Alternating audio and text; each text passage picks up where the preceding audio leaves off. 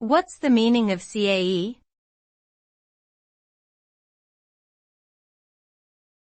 CAE.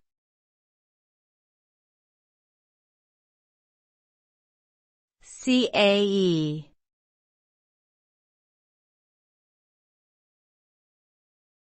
CAE.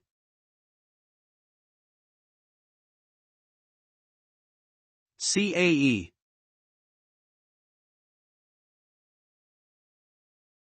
CAE stands for Computer-Aided Engineering, which refers to the use of computer software to aid in the design, analysis, and optimization of engineering products and systems.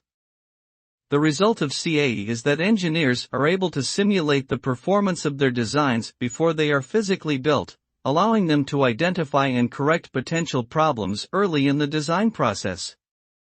This leads to improved product quality, reduced development time and cost, and ultimately a better customer experience.